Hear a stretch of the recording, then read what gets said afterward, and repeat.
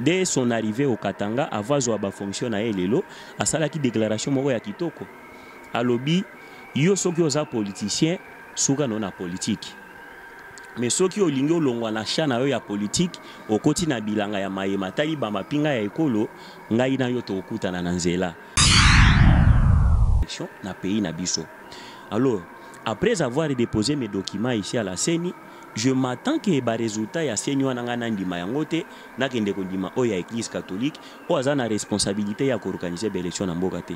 Wana eza kindoki madame.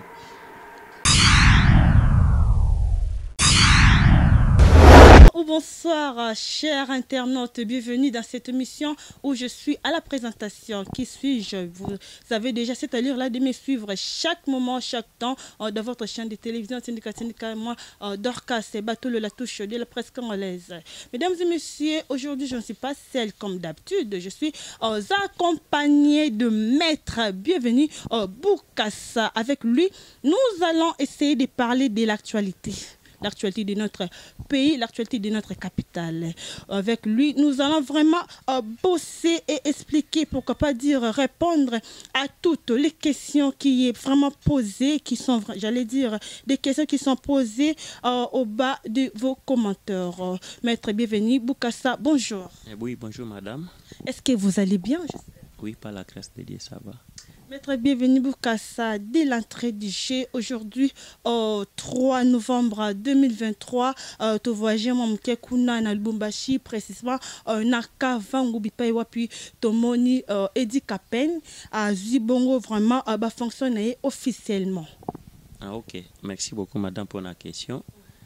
Tomoni Lelo juste après nomination il y a Edi Kapen comme commandant de la 22e région militaire qui est basée dans les Katanga, a pris ses fonctions aujourd'hui comme commandant de la 22e région militaire où il y a Kotala tous les grands Katanga.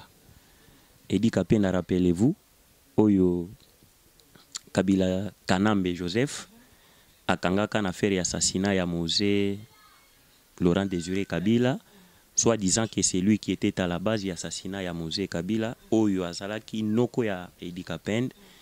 Mais en 2003, année Oyo ba Sambisaki Ndekonabiso Edi Kapen, Azaki clair na malobane alobaki, les assassins de Mosé sont libres ils circulent partout comme les poissons dans l'eau, mais Ngai innocent bakangi Ngai, et puis il a été radié dans les forces armées de la République démocratique du Congo et pas ya Kabila.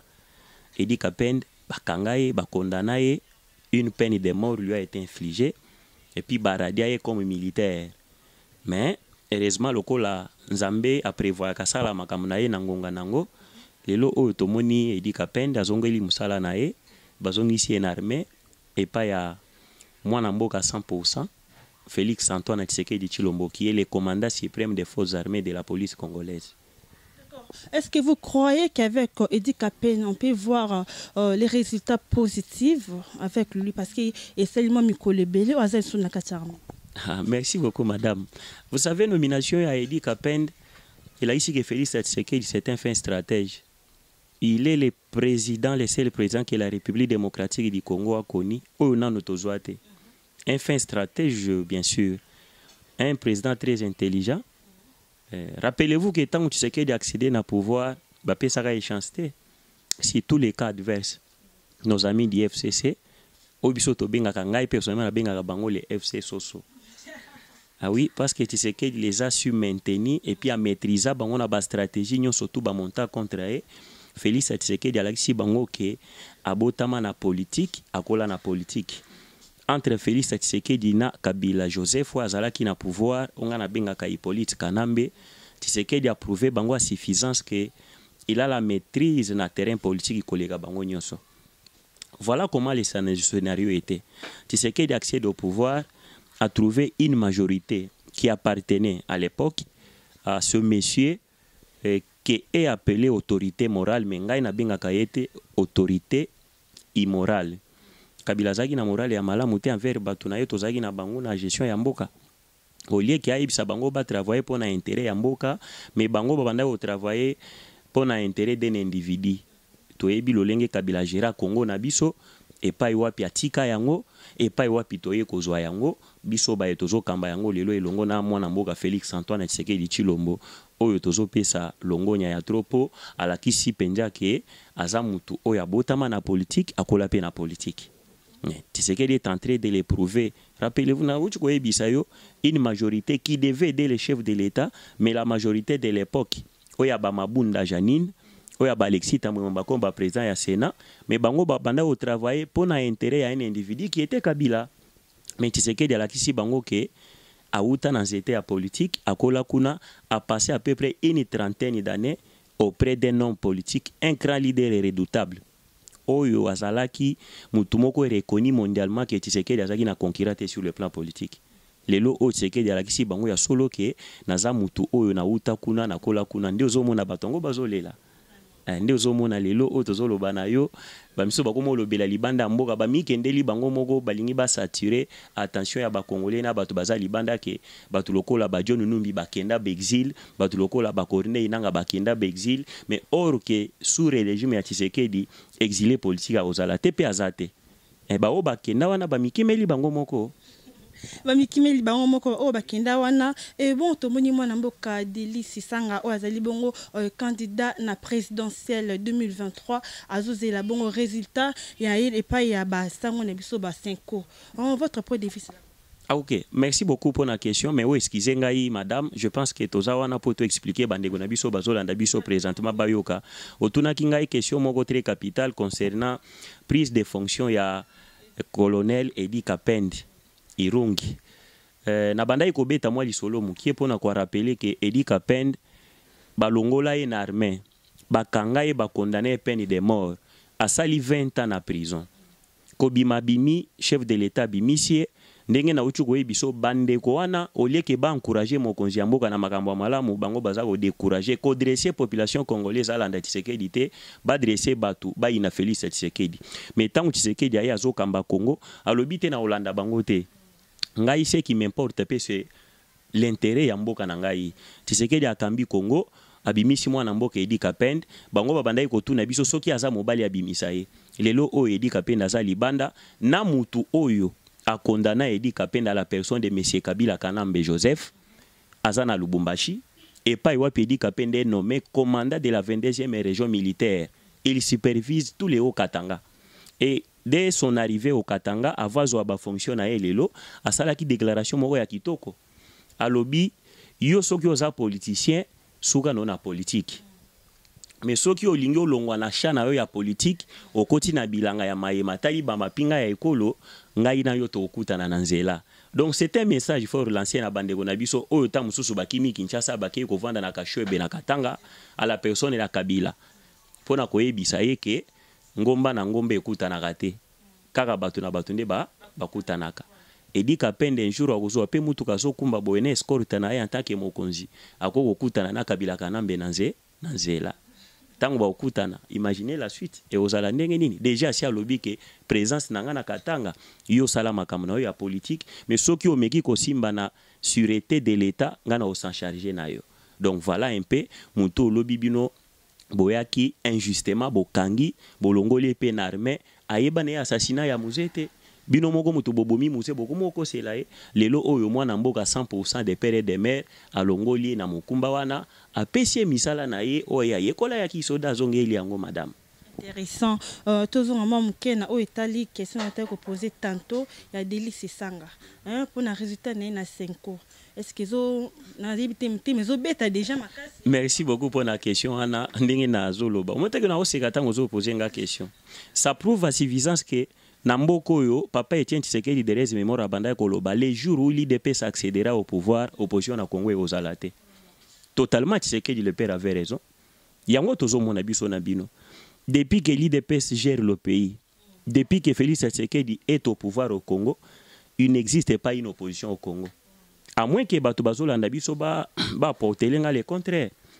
Tozo kende à peu près 5 ans. Il nous reste quelques jours pour aussi sa mandat nabiso. Mais si tozo kende na biso boye na bango totikali komona ata mokolo moko teke opposition ya Congo oyo et organiser marche moko ya grande envergure balandi yango Congo mobimba tomoni na biso yango te.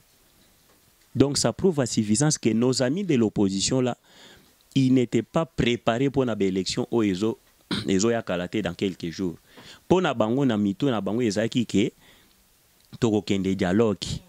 Tant tokokende dialogue na Tshisekedi biso pe tozwa pe opportunité ya kozwa ba poste pour tovanda. Ils ont compris déjà que on est enterré politiquement. Avec IDPS au pouvoir, on a Félix Tshisekedi. Et vu ce que Tshisekedi est en train de faire, ce qui toque na Tshisekedi une élection, à kokanye na yebiso. Ce qui peut Tshisekedi a kanye biso, nandenge bango bazalaka na parti na bango, moyen na bane zoko ya kuna, to se retrouver aux alatés. Yango, cette opposition, tout en n'étant pas préparée pour les élections, yango ndi omoni bakomi koluka ba fofuya. Yo, mutu deli se sanga. Pour nous la question na yo. Na zui ba document na ngai, ba papier na ngai surtout demandé par la CENI, na kei ko poser yango na CENI, Commission électorale nationale indépendante. La seule organe habilité d'organiser les élections na pays na biso. Alors, après avoir déposé mes documents ici à la CENI, je m'attends que les résultats ya CENI wana nga ndima yango te na kende ko ndima o ya Église catholique o aza na responsabilité ya organiser les élections na mboka te. Wana eza kindoki madame. Eza kindoki bien sûr. Yo mimi biloko no na CENI. Mais tu t'attends au résultat ya Senko. Est-ce que Senko a la capacité ya organiser ya kopesa ba résultat? Donc pour na bango élection ya bien na Congo, il faut que Tshisekedi a échoué. Wana nde to beteli bango maboko, mais soki Tshisekedi a réussir ndenga zo kanye bango boye, wana ekomi tricherie déjà baza ko préparer. C'est que opposition babanda yi kondimate ke élection e sala na décembre. Mais naza ko confirmer le yo biso na Félix Tshisekedi on est déterminé à organiser l'élection. Dans quelques jours ici. Le on est les 3, il y a 11e mois, il nous reste quelques jours. Dans 27 jours, 27, 28 jours, déjà ce fin du mois, tokoti décembre kuna, année, mois plus tôt, il y a Makambu. Moi, il y a ba Congolais pena solo ba okende ozamboka na bango ba remettre ngo toujours na maboko ya un véritable digne fils de ce pays à la personne de Félix Tshisekedi, candidat numéro 20. Est-ce que vous n'avez pas peur de l'opposition? Quelle opposition? Mais je viens de vous dire ici qu'en réalité, l'opposition n'existe pas au Congo. Ce que je vous dis ici, nous ne blaguons pas. Nous, à l'IDPS, on nous considère, si je me mets comme ça, je dis, je commence à ranker, je parle pour le parti et puis pour mon pays, on va nous traiter que Batouassians étaient, Bazamaël était. Mais or que c'est ce qui prouve à suffisance que l'IDPS au pouvoir, l'opposition n'existe pas au Congo. Il n'y a pas une opposition au Congo. Je pense que le chef de l'État lui-même avait dit, une fois quelque part dans un pays, il avait dit que cette opposition, na o biso to sala na bango ba sala l'opposition ya pété, biso to sala l'opposition ya koto kemba. Madame, na uchi koptuna mutuna, to lingi to kokisa 5 ans. Yo yebisanga indenge Etienne Tshisekedi wa Mulumba de res mémoire de son vivant. Tshisekedi avandi na limité à lobby, lelo ville morte. Ba wenze te kate, batu bakende misala te. Et puis Batu, ils obéissaient na maloba ya papa Etienne Tshisekedi wa Mulumba. Mais yo yebisanga yi depuis Fatiaza na pouvoir 5 ans yango elingi esila. Combien de villes mortes réussies, combien de marches réussies na balabala, opposition yango biso toko banga na élection ezo ya ezali wapi. Opposition. Excusez-moi, très bon, ce qui bozobanga opposition te, je peux dire, est-ce que pour l'élection 2023, Félix Antoine Tshisekedi a recours à se faire face contre les multinationaux? Madame, le Congo, ndenge na uchu koyebisa yo, eza na maboko ya un véritable digne fils de ce pays. Félix Tshisekedi n'a pas un autre pays. Félix Tshisekedi n'a que la République démocratique du Congo. Et c'est pour ça que vous avez vu Tshisekedi s'aimait, c'était au mois de novembre 2022. Quand ce qui se passe à l'est de la République du Congo et Mataki Makasi, Tshisekedi a télémi à lobby les venus, nous les Congolais, à solo, to téléma, to bundelambo canabiso. Personne d'autre ne viendra pour combattre à notre place. Yangonde lelo moni maloba wana appel pressant wana ya chef de l'État vis-à-vis et pas ya bandeko. Les patriotes congolais nde lelo tozana yo awa omoni bawaza lendu batelemi. Les véritables patriotes balobi non, ils ont compris. Ils sont en train maintenant d'extérioriser le message des chefs de l'État. Bazola Kisabango face au monde que Congo nous appartient. Le Congo n'appartient pas au Rwanda. Le Congo n'appartient pas aux multinationaux. Ça, ce n'est pas le temps des multinationaux au Congo. Où est-ce que Yanzambe na Congo? À moins que les incrédules ne pas comprendre. Mais bateau baleka penana iloba yanjambe ya solo, ils vont comprendre que ce qui se passe au Congo actuellement là, ils attendent yanjambe na Congo, malgré qu'ils viendront. Na balolenge nyonso tu bakoya ba okutana na population congolaise na sima na bango. Tshisekedi yemoko lors du dépôt de sa candidature, Fachi Beton l'avait dit que les occidentaux ils viendront avec leurs candidats. Bokoye ba bango na ba discours. Toyebi yango. Batuloko la ba Denis Mukwege. Ils nous ont amené ici les questions du genre. Hein? Merci beaucoup. Et la validation de Moïse Katumbi Tchapoué à la Cour constitutionnelle, c'est une chance ou danger pour l'UDPS? Na wuchu koye biso tozo banga mutute.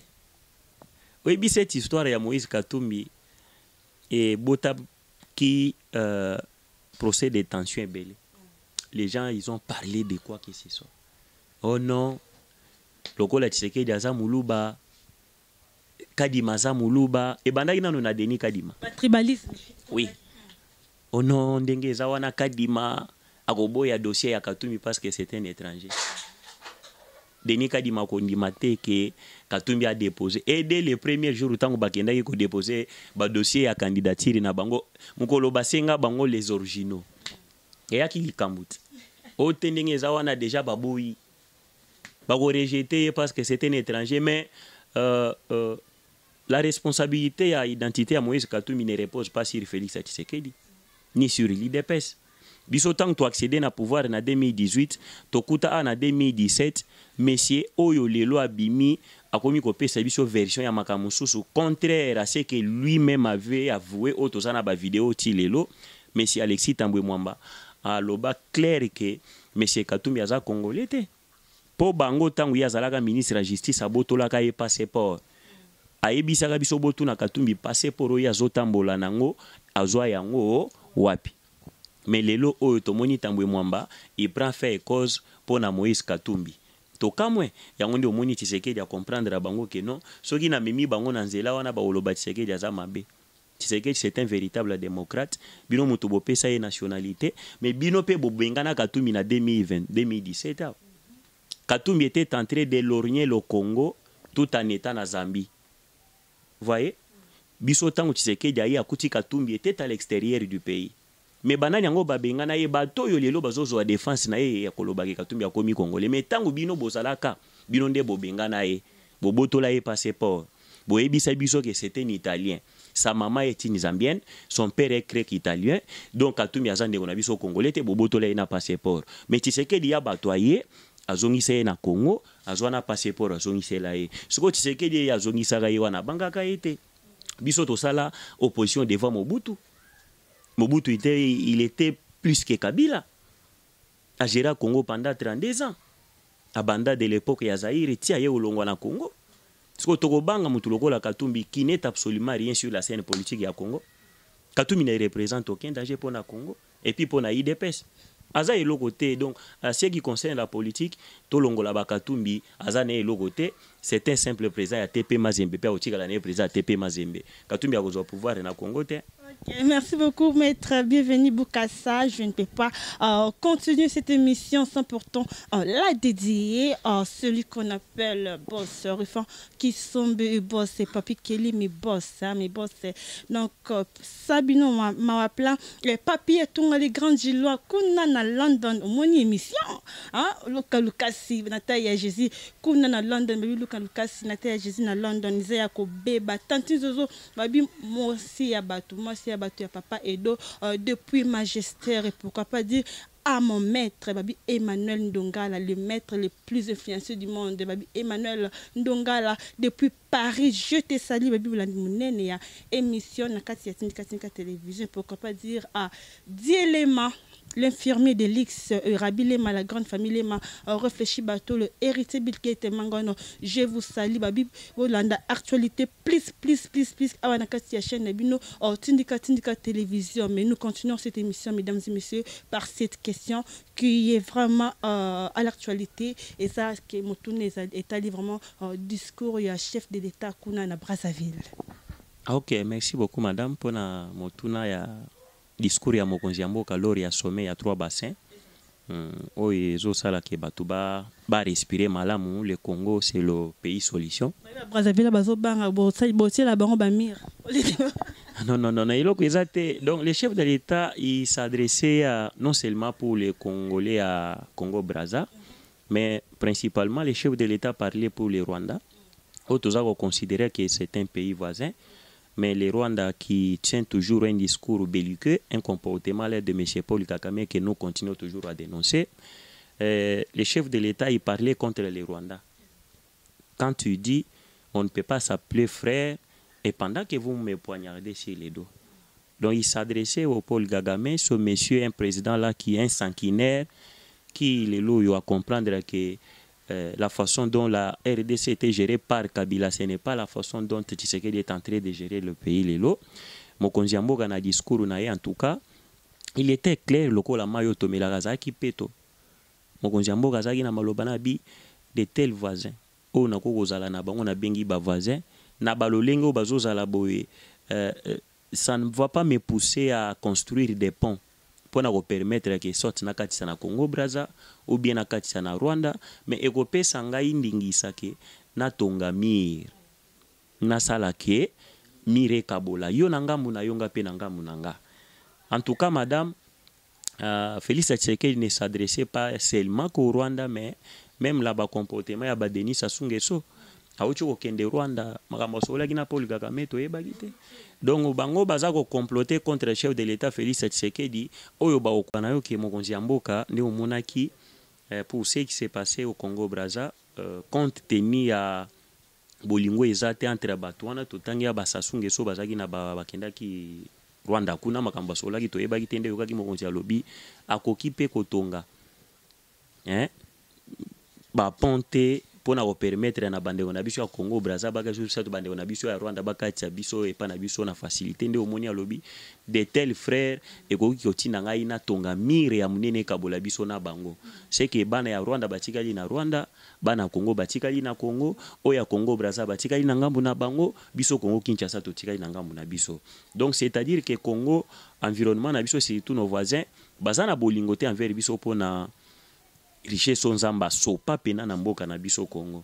Et na ndenge Congo eye ko kambama na maboko ya un véritable Congolais 100% de père et de mère, madame na biso ke Tshisekedi bolingo azana ngo pona Congo ndo moni batu bazo inaye.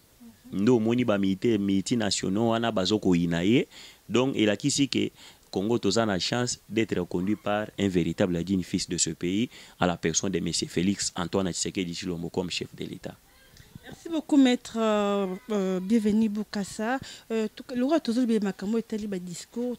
Qu'est-ce qu'on a ngambu ya discours ya candidat Moïse Katumbi Chapwe oyo a lobela qui vraiment mingi makambo sous ortonda ko s'attendre le makambo agresseur. Merci beaucoup pour na moto na wana. C'est une question pertinente. Ndeko Katumbi a aussi s'adresser soi-disant à la nation congolaise. Je pense que c'était le mardi. Oyo asalaki moi récitation na ye moko boya telemi peuple congolais boye na boye toyoka kindenga lobi azako compatir azoko présenter ses condoléances à l'endroit de ceux qui ont perdu les leurs à l'est de la République démocratique du Congo. Mais iloko moko na zoka moi na discours ya ndeko Moïse Katumbi Soriano eza ya komona ke tout au long ya maloba na ye monsieur Soriano Katumbi il n'a pas fait citer nommément l'agresseur qui est le Rwanda. Quelqu'un qui veut challenger contre Félix Tshisekedi, oyo lelo Congolais nyo soto azu courage, ya koloba que c'est le Rwanda qui nous agresse à l'est de la République démocratique du Congo. Katumbi n'a pas cité le Rwanda. Donc il a qu'ici vraiment complicité wana entre Katumbi na Paul Kagame. Batu ya bonde bazo hotel mabiso to voter bango ba Congolais batika bango bagoma bakonzi. Pendant que yozo tanga kombo ya bato bazo boma bandeko na biso na STT Katumbi pona nyinyo oza la boye yo kanisa kindengo yaka Congo ndengo opia Congo ozwa ba richesse nyonso ya Congo e komisa oyo zawana biso ba Congolais solo to ozwa Congo to pesa yo koma mokonzi na Congo mais ndoto ya baba comment yo kosa les récitations na yo saliwana sans pour autant citer le Rwanda qui est le pays agresseur ya mboka na biso. sans pour citer le Rwanda, qui est en train d'exécuter nos frères à l'est de la République démocratique du Congo. Hein? Comment expliquer ça? Rwanda est un pays agresseur. Yambo Kanabiso. Yo sali discours na yo wana soki récitation uchi ko sala awa o lakisi batute ndenge nini Rwanda aza ko boma bandeko na biso na est ya République démocratique du Congo. Okamusinga yi makasi ya onde omoni porte-parole ya gouvernement longonya mingi. Na komo linga moya ya mingi pozo sala musala kitoko. Monsieur Mouya ya Patrick a outi ko répondre à Katumbi Alobi, quelqu'un au yalingi a challengé na chef de l'État, mais a cité nommément le Rwanda qui est le pays agresseur. En tout cas, monsieur Katumbi Tozo e Bisayo, Vanda Kimia, zela mukolongo le 20 décembre, ngana ola mukatongo, après opération ya vote wana, na lali kuna na bureau de vote, pour naïbi que ça sera les élections les plus faciles à Félix Tshisekedi ya kokanie yango. Et puis Vanda Kimia. Ndenge na uchi koloba tokuta yo na mboko Kabila bengana yo. So Tshisekedi azaka mutema mabe, alingaka zongisela yo passeport wana te. Azongisela yo passeport pe diplomatique, otambolaki nango lakisi. Même Tshisekedi yo bandaki déjà procès de détention que akobengana ye, cour constitutionnelle eza ya baluba, seni eza ya baluba, mais lelo oyo la gloire revient à Félix Tshisekedi. Pour cour constitutionnelle na seni basali musala na bango kitoko na landaki yo pe na discours na yo lobi longonya epa ya cour constitutionnelle na seni mais longonya wana e continue ti ba ko publier ba résultat ya ba élection na décembre oyo po naza sir ke tango ba koloba ke Tshisekedi muto akanye bolamu ya cour nyonso wana na ya seni e okende na mai déjà bobandi déjà koloba ke boluka po na landaki bango déjà madame baza au nombre de 5 candidats Matata Mponyo, Katumbi Soriano, Delice Sanga, na ba misuso madame José Ifoko yepe azana kati bazo senga tokende na élection na kilima oyo te tokende na élection te tokende to sala dialogue na bango dongo to sala na bino dialogue te biso na bino na élection de to yeba mkolo Congo élection oyo eza non annulée hein toza vraiment élection oyo et que ça les malevés en décembre. En tout cas, Rabi nous fait déjà signe qu'il est temps, il est l'heure de chuter, mais une question nous revient. Nisa au Italie, son mère est en Angola. Le président a coquetté à côté d'abord moi n'amboka Jean-Pierre Mbemba MLC na ministre Seigneur Bispa que nous représenter. Est-ce que tu peux quoi il s'est cause des années? Ah OK, merci beaucoup pour la question. Il y a sommet à Sadek qui devait traiter normalement sur les élections et aussi sur la question sécuritaire à l'est de la République démocratique du Congo. Effectivement, Mokonzi Yamboka, en tant qu'un grand visionnaire, un fait stratège, Félix Tshisekedi Tshilombo, ma benyo surtout bazara koluka kosalela et okokate po biso peuple congolais, toza sima ya chef na biso pona toto ndi ete fachi azana nous. Monsieur le VPM, vice-premier ministre chargé de la défense, Jean-Pierre Bemba Kombo, na monsieur Antipas Mbusa Nyamwisi qui est chargé de l'intégration régionale, bazo se retrouver déjà na Mboka Yangola et pas ya Joao Lorenzo et pas Pibake ko représenter chef de l'État na sommet wana. Tshisekedi n'a pas le temps ya ko déplacer Mboka ko kende susu et pas yi Bemba baza kuna déjà question est déjà à la table. Je pense que Sadek soki ba rotinda ba troupe na bango bakoya ko combattre du côté ya forces armées de la République démocratique du Congo, madame. Voilà, nous sommes arrivés à la fin de l'émission parce qu'il y a les réalisateurs qui nous font déjà signe. Maître, bienvenue, votre mot de la fin pour cette émission. Ah ok, merci beaucoup madame. Mot de la fin, nangai ezaka juste ko remercier yo.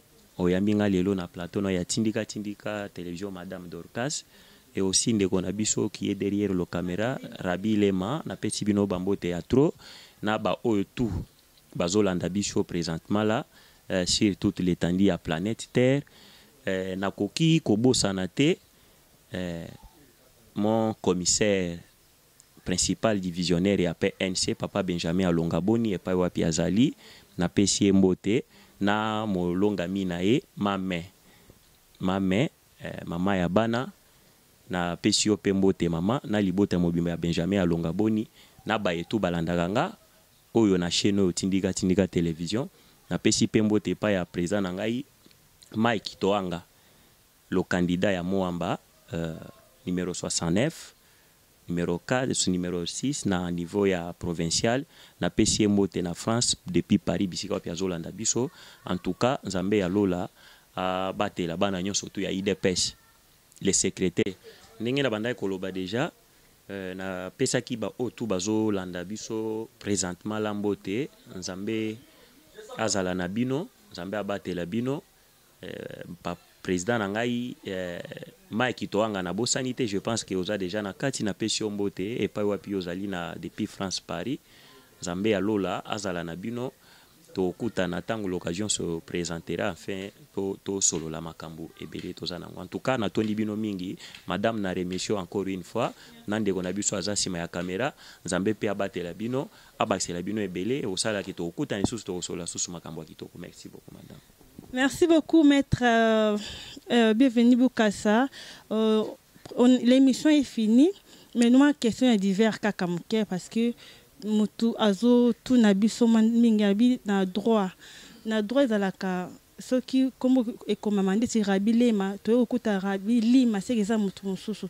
Est-ce que tu koyeba si réellement Félix Antoine Tshisekedi a déposé une candidature en 2018 na Félix Tshisekedi Tshilombo puis en 2023 automoni Félix Antoine Tshisekedi Tshilombo. Est-ce que ça des personnes différentes té na wa té baza batumi balé différentes té madame je na droit bozala non eza droit c'est article 56 ya code wana ya famille et puis si tu et reconnaître la qualité immuable ya kombo ya mutu mais ça c'est un prénom. Donc la personne qui était allée déposer la candidature en 2018, c'est toujours la même personne qui est allée déposer la candidature pour en 2023. Merci mesdames et messieurs, c'est par ici que nous bouclons complètement notre émission du jour.